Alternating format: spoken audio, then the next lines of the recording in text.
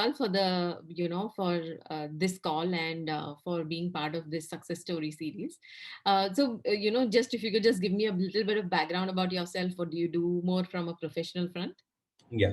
So I'm an engineer and an MBA by professional qualification. So I did my engineering in 2010. Then I worked with Infosys for a couple of years. Then I moved on to pursue my MBA. I gave CAT in 2010. Then 2011. Then 2012 to 14, I did my MBA from MDI Gurgaon. Post MBA, I joined Procter and Gamble for the job, and I worked for 2.5 years as a assistant manager, account manager. Basically area sales manager in other companies. It's parallel to. Then I tried my hands at entrepreneurship for a while. For a year, I tried starting my own cafe, and that was the time when I had also given GMAT, because the last time, 2017, that was the year when I was thinking to make a transition, and I was in two minds to either pursue higher education and to also try entrepreneurship. So I tried my hand at both of them, and I think the stars were not aligned, and I did not do well in both of them. So my GMAT score back then was 690, and two attempts I gave. One was 680, one was 690. And then my entrepreneurship also, it didn't go as well as planned for the 1 year which I managed it. Then I again came back to job, and I thought, I'll give this everything a fresh start, maybe after some time later also in my life. So I've been with VBL, Varun Beverages, now for the last 3 years as the marketing head for Pepsi in Sri Lanka. And now I was thinking, I wanted to make that move, which I was unable to do in 2017. I wish to pursue a PhD program. That's my thought in future. So that's why I was willing to give a GMAT, and I want to target the, at least the top tier colleges.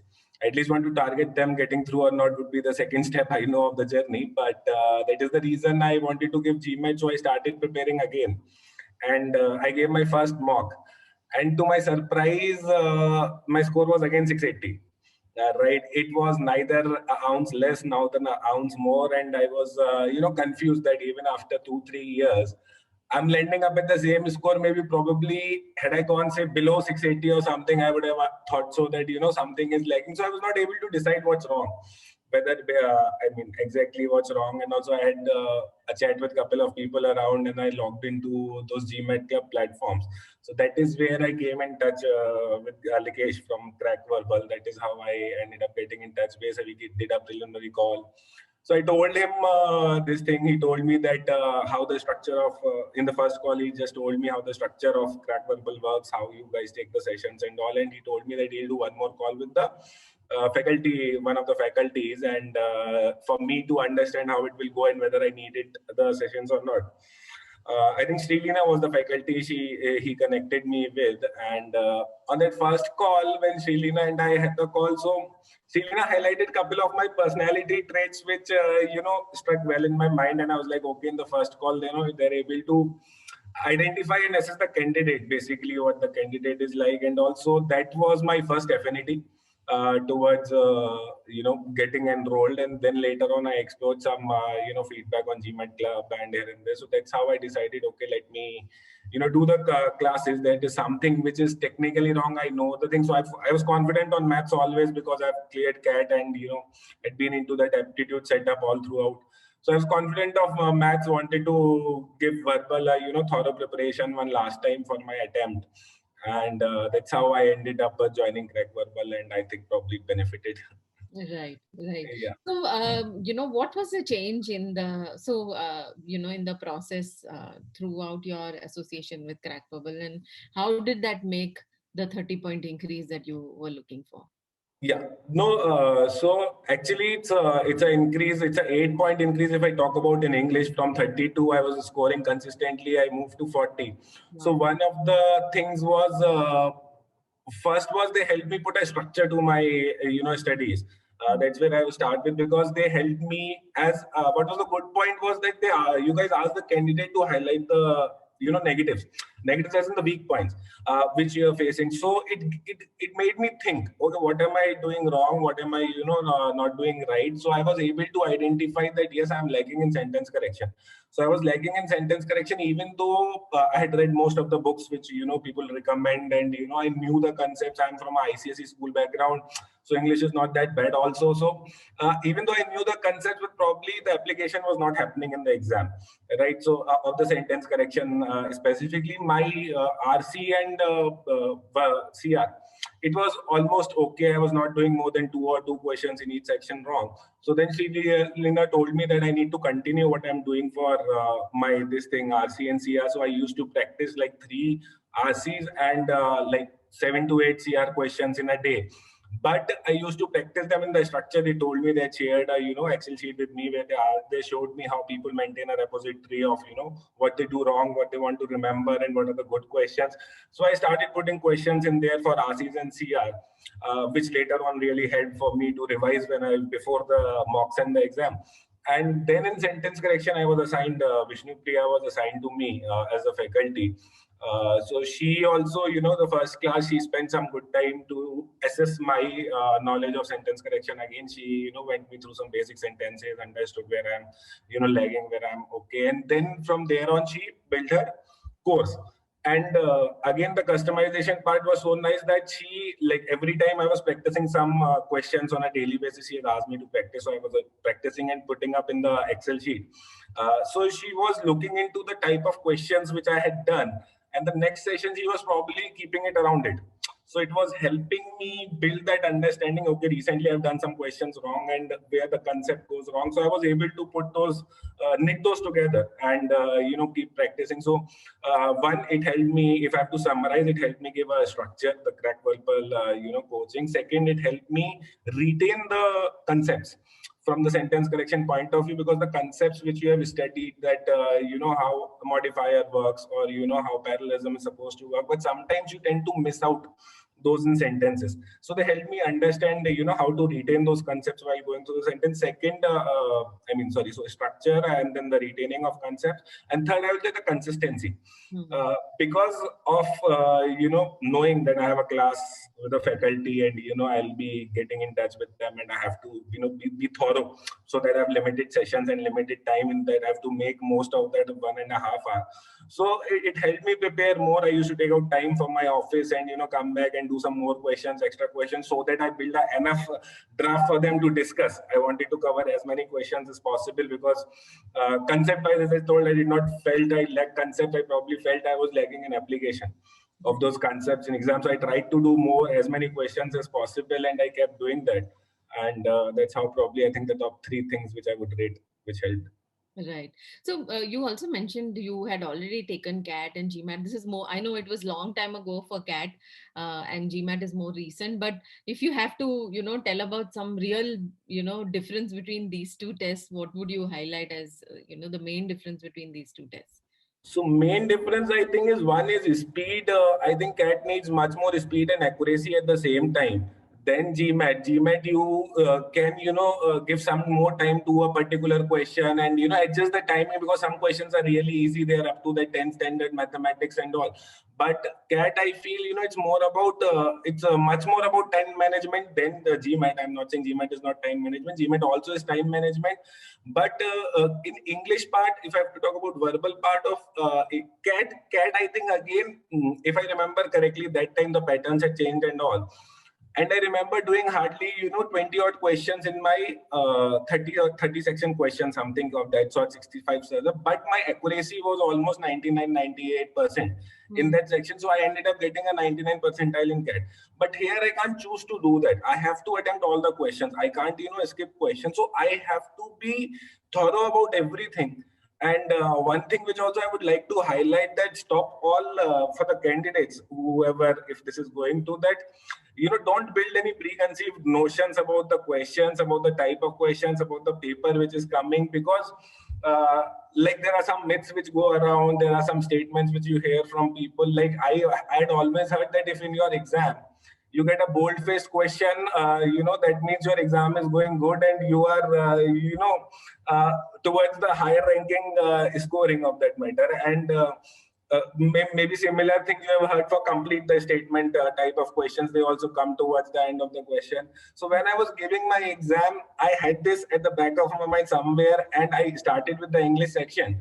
So when my English section ended, before moving on to the maths section, my all these thoughts were coming in there that I did not get a critical question, I did not get a bold-faced question, so that means I have, I have made a disaster in my paper or something. I've done something wrong, because so those notions probably play in your hand, and then you might end up, doing bad in the other section. Because you're mentally you're thinking about something. So one of the things I would like to highlight, so if those questions don't come, does not mean that you're not doing well. Right, So, right. I agree. I completely agree. And there's so much of myth around this. yeah, yeah. Counting if you do well, then you will get a better score, because Mhm. especially if you don't understand the algorithm well, these are the kind of Yeah, misconceptions. yeah, yeah, yeah, yeah. So how did you manage your entire preparation with work? Since you mentioned you had a traveling job too, and Yeah. meant in a foreign country, studying plus work. How did you manage all that? So actually, it's a mixture of coincidence and timing probably. So actually, when I started preparing, when I had not come in touch with Crackverbal, I had taken a one week leave. Just for this purpose, I wanted to, because I had my background and my understanding. I knew I don't need time in mathematics, and I thought, one week is sufficient for me to brush up the concepts and give the GMAT. So I was in my head planning 1 week timing, and that's why I took a break from office for a week. But after the first two marks which I gave, when my score did not increase in English at all, like first mark 32, second mark still 32. I gave like on back-to-back days. So then I was like that something is wrong. I can't just keep giving mocks for the next 7 days and end up giving GMAT and expect to score a 40 in English. So that is where then when after the process of coming in touch with legation and all, and then they said that you need at least 2 weeks time, right? At least 2 weeks for the classes and all those things. Because when I told that I want to do it in 1 week, they said don't put in 1 week with your thing. At least we can try to do it in 2 weeks, so that would be fine. So then 1 week I was on leave, so it was easy to do that. For the second week, I'm more of a morning person, so I used to get up early and try to do my questions during the day. And second half, after coming from office, I used to keep for making pointers which I need to discuss for the class if I have a class, or otherwise if I don't have a class, I would just simply do the questions and practice the session-wise questions, the CR or the RC, or depending on what I did in the morning and what I have to do in the evening. Right. So Yeah. what is interesting, Praval, about your journey is what I realized is, you were conscious of when you need to take help. You were conscious of making sure that, you have a very finite amount of time for your preparation Yeah. for the test, and you have to act immediately, and you were not too much of experimenting on yourself, especially this time, right? Yeah, So, yeah. I think that was also because of the reason, since I'm looking for a PhD in future, and during the applications, so I'm working on some research-based candidature. So I'm working with a couple of professors on research things on research topics, so that I can build my candidature for a PhD program. Because being a corporate guy and being from MBAs in India, where we don't focus on research during the MBA programs, so I have that dearth of research experience. So it was in my mind that I don't want to waste too much time on GMAT, because for me GMAT is one aspect, but there is other aspects also, which is my research candidature. So I wanted to keep it limited time based, and I did not want to extend it further. My target was 31st May to give the exam, but after this discussion, we ended up saying that we'll give it probably somewhere around 10th or 12th of June. In fact, since I'm a person who does not like to build any sort of expectations. I told none of the Crackverbal team members that I was giving the exam on 10th of June. So I booked my exam. Before the exam, I gave my mocks, which I discussed with the faculty. But I booked my exam, I gave my exam, and when the score came, then only is when I contacted Srilina and told her that, then she was like, "Why did you not?" I'm like, I was very scared of building the expectations. That's my one of weaknesses. So that's why my time was planned. So I thought, yeah, okay, I need to do it within this time frame. And I also came in touch with one of my friends who pursued last year from Cornell. His second MBA is my friends from MDI days. And so he told me that, Pravaal, it's wise enough to, go for a faculty if you're doing the same thing again and again. You can't just, be in that same loop. And if you want to break that loop, you need some guidance. So that was probably a discussion with him which helped me, look at options that, okay, if I have to fine tune it in limited period of time, I think a professional can better help me understand and, channelize it. That's Right. why I went ahead and trusted the team after the first discussions and probably helped. Right. Perfect. Perfect. I think that makes a lot of sense in terms of the Yeah. planning perspective also. So now what next? Now that you've done with your GMAT, you have a great score. Now, how are you planning your entire next steps? So I'm working with couple of professors now. So my applications will begin in November and December, the PhD applications. Mm. So I'm currently working on few topics with few professors and hoping to give at least one paper for publication before that application window starts, and show one paper as a work in progress paper during my applications, and basis then I'll start building my applications and apply to colleges. Right, right. Makes sense. In fact, one of the biggest thing that schools look for when they are looking at a PhD applicant is because the biggest dropout of people is, especially in PhD, and that is the fear that admission committees have, is whether they have the patience and the, Yeah. thing to, be at Continue 5 years the or 4 year continue. journey of a researcher. Yeah. Yeah, So I yeah, think having a paper in place will give them a lot of confidence that yeah, yes, we're really yeah. interested in that. Yeah. No, also because a lot of academicians, a lot of top tier academicians who are there, they generally look at candidature basis, the publications, because specifically for us from Asia and India, if I talk about people, probably we are also sometimes late. Like I'm 30, 34 years old and I'm applying for a PhD. So a teacher who's also getting candidates from the same country of origin who are maybe 25, 26 years old, right, who can invest that much time. Like 4 years investing for them is much easier than compared to a 34-year-old guy, right? So that is the reason that the challenges become high. So either you have a very exceptional research background or academics and all those things, or either you have a mix of everything. So I'm trying to have a mix of everything probably to build my candidature, and that's my approach towards it. Right. Have you thought of what PhD you're looking at? So I'm a marketing professional. So I'm looking at PhD in marketing. Currently, I'm working on strategic marketing concepts towards, and so I'm open to consumer behavior side also of it. So Interesting. depending on the professors which I'm able to get in touch. Right. Let me know if you need any help because I know of some students who have got into, say, University of Maryland, Yeah, done a yeah. PhD from there. So if you want me to just connect with them and you want to talk to them just to understand how things are, because they are also in the admission panel for Oh, incoming PhD sure. candidates. That would be helpful. Yeah, yeah, yeah, Let me know, Praval. I will be more than happy to, put you through them. yeah. Thanks a lot for that. Yeah. Cool. Thank you so much for your time. Really, really appreciate it. And I think whatever inputs you provided has been amazing. And I'm very sure that it'll help people who are, actually planning their next steps with the GMAT. So I'm also very glad, and probably I was thinking I might end up coming to Bangalore when I'm back in India. So I would probably, like to meet the faculty, because I still might give one more attempt, because me and Selena did discuss, cracking 44 in verbal. So that's in the subconscious mind. It's just playing around, but because I have to focus on the research thing also primarily, I'm not, getting into that second attempt mode right now.